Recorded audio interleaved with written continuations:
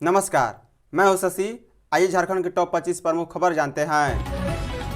झारखंड मौसम गरज चमक के साथ हल्की बारिश के आसार। झारखंड में फिलहाल मौसम शुष्क और साफ बना हुआ है, लेकिन 15 मई से मौसम का मिजाज बदलने के संकेत मिल रहे हैं। मौसम विभाग के अनुसार राज्य के अधिकांश हिस्सों में 15 मार्च से आंशिक बादल छाए रहेंगे और मेघ गर्जन के साथ हल्की से मध्य दर्जे की बारिश होने की संभावना है। मौसम केंद्र के मुताबिक शनिवार को आसमान मुख्यतः साफ रहेगा और मौसम शुष्क बना रहेगा। इस दौरान राज्य में अधिकतम तापमान में धीरे धीरे 2 से 3 डिग्री सेल्सियस तक बढ़ोतरी हो सकती है। हालांकि इसके बाद तापमान में 2 से 4 डिग्री सेल्सियस तक गिरावट आने की भी संभावना है। बता दें 15 मार्च को उत्तर पश्चिमी झारखंड को छोड़कर राज्य के कई हिस्सों में आंशिक बादल छाए रहने और गरज के साथ हल्की मध्यम दर्जे की वर्षा होने की संभावना है। वहीं 16 और 17 मार्च को भी राज्य के कई इलाकों में बादल छाए रहेंगे और कुछ स्थानों पर मेघ गर्जन के साथ वर्षा हो सकती है। मौसम विभाग ने चेतावनी जारी करते हुए कहा है कि 15 से 17 मार्च के दौरान राज्य के कई इलाकों में मेघ गर्जन के साथ 40 से 50 किलोमीटर प्रति घंटा की रफ्तार से तेज हवाएं भी चल सकती है। मुख्यमंत्री ने झारखंड पुलिस को 1485 आधुनिक वाहन सौंपे। राज्य में कानून व्यवस्था को सुदृढ़ सशक्त बनाने और पुलिस गश्त बढ़ाने की दिशा में मुख्यमंत्री हेमंत सोरेन ने महत्वपूर्ण कदम उठाया है। उन्होंने शुक्रवार को झारखंड विधानसभा परिसर में आयोजित समारोह के दौरान झारखंड पुलिस को 1485 आधुनिक वाहन सौंपे हैं। साथ ही राज्य के विभिन्न जिलों में स्थापित होने वाले 12 नए इंटीग्रेटेड थानों का भी ऑनलाइन शिलान्यास भी किया गया। बता दें कार्यक्रम के दौरान मुख्यमंत्री ने विभिन्न श्रेणियों के चयनित अभ्यर्थियों को नियुक्ति पत्र भी प्रदान किए हैं। इस मौके पर सीएम सोरेन ने कहा है कि शहर से लेकर ग्रामीण क्षेत्र तक शांति कानून व्यवस्था और अपराध नियंत्रण की जिम्मेदारी पुलिस की है। राज्य गठन के बाद पहली बार इतनी बड़ी संख्या में आधुनिक वाहनों का बेड़ा झारखंड पुलिस को एक साथ उपलब्ध कराया गया। यह 25 वर्ष पूरे कर चुके झारखंड के सफर में पुलिस आधुनिकीकरण की दिशा में मील का पत्थर है।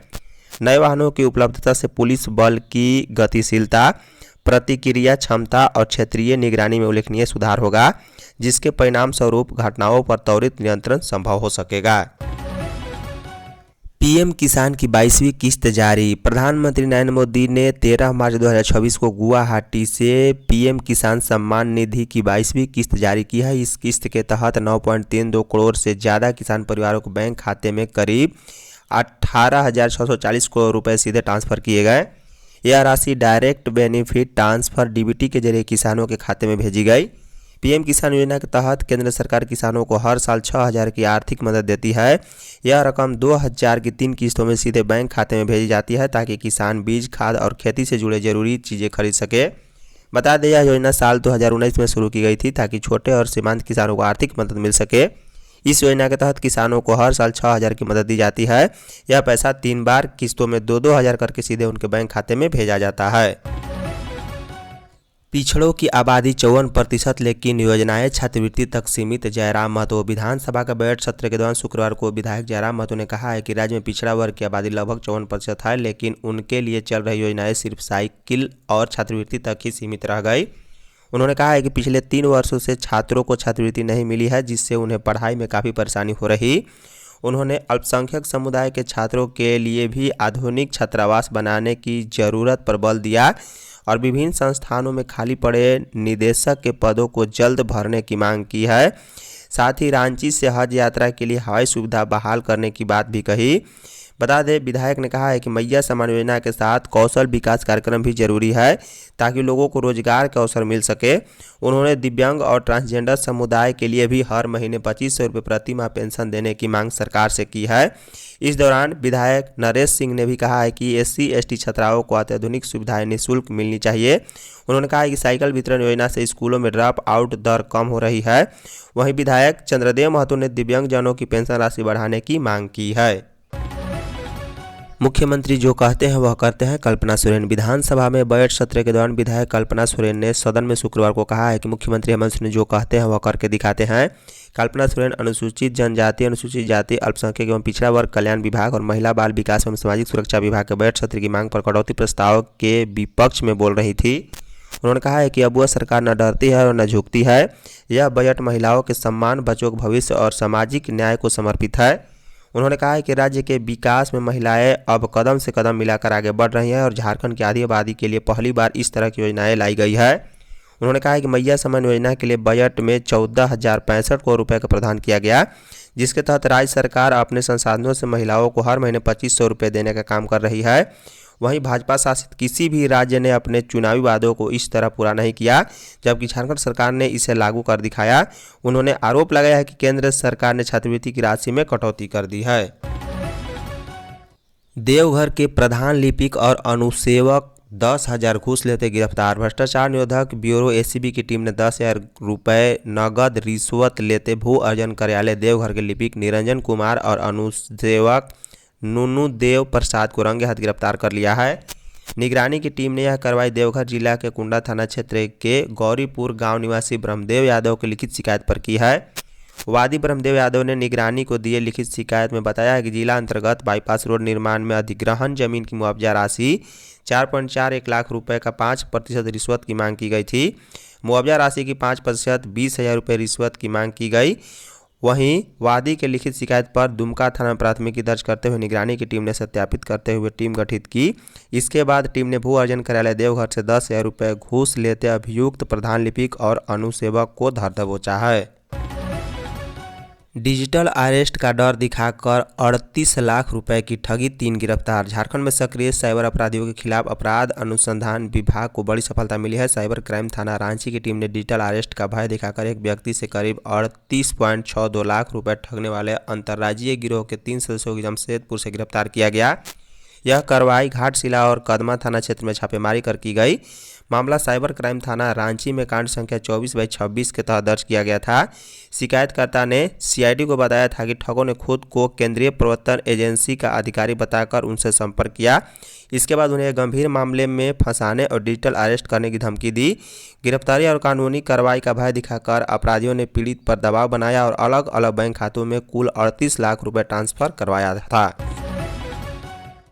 आदिवासी जमीन पर नहीं बनेंगे विधायक सांसदों के घर। झारखंड विधानसभा के बजट सत्र में विधायकों और सांसदों को जमीन आवंटन का मुद्दा शुक्रवार को भी चर्चा में रहा। सदन में संसदीय कार्य मंत्री राधाकृष्ण किशोर ने स्पष्ट किया है कि आदिवासी परिवारों को दी गई जमीन पर विधायक और सांसदों के घर नहीं बनाए जाएंगे।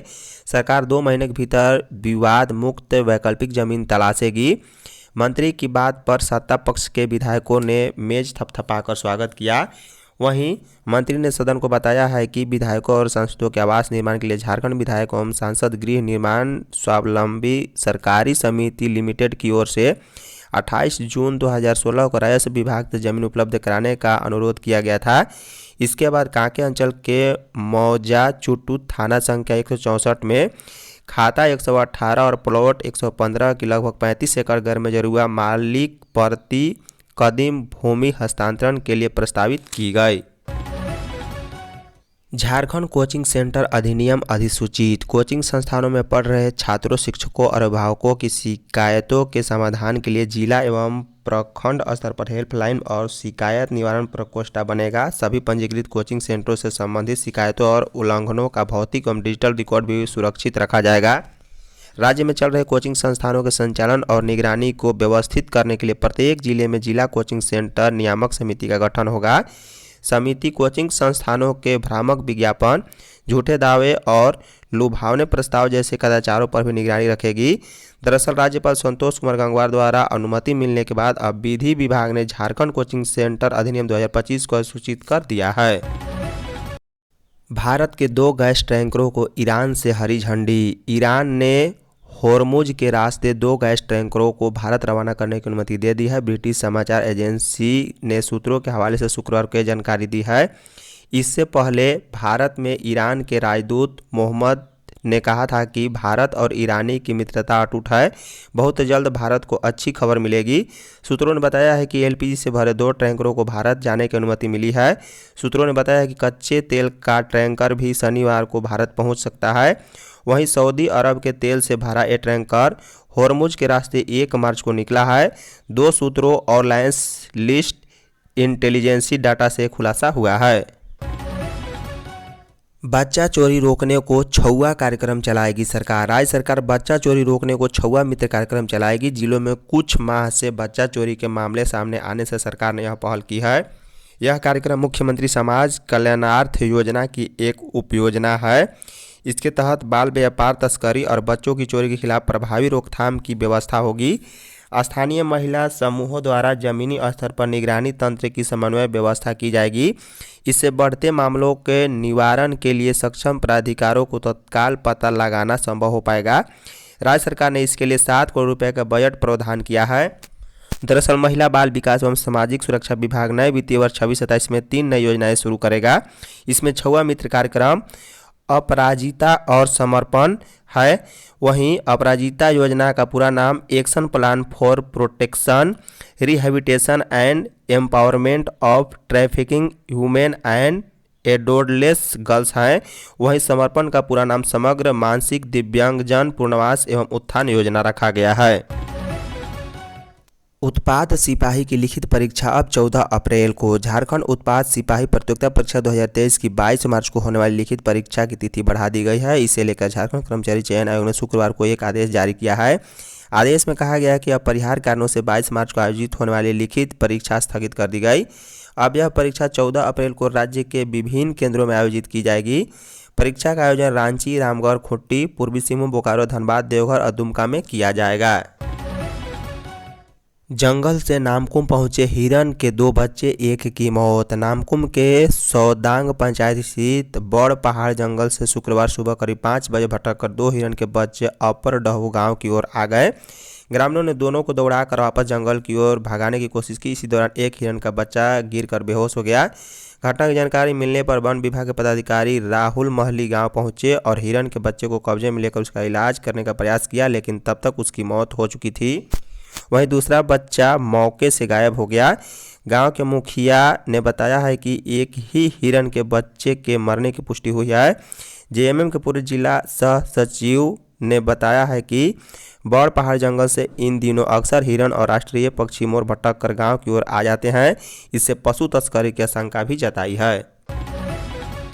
गैस की किल्लत के विरोध में मंत्री ने रिक्शा खींचा। सिलेंडर की किल्लत और बढ़ती महंगाई को लेकर शुक्रवार को झारखंड विधानसभा के बाहर सियासी घमासान मचा। बजट सत्र के दौरान सत्ताधारी विधायक और मंत्री केंद्र सरकार के खिलाफ प्रदर्शन करते रहे। वहीं विपक्ष ने प्रदर्शन को राजनीतिक ढोंग बताया। स्वास्थ्य मंत्री इरफान अंसारी रिक्शा चलाकर विधानसभा पहुंचे। रिक्शा पर कृषि मंत्री शिल्पी नेहा तिर्की भी थी। वहीं स्वास्थ्य मंत्री ने कहा है कि महंगाई और पेट्रोल, डीजल, एलपीजी गैस के बढ़ते दाम से गरीब मध्यम वर्ग माताएं बहनें परेशान हैं। इसी पीड़ा को महसूस कराने के लिए वह रिक्शा चलाकर विधानसभा पहुंचे हैं। धन्यवाद।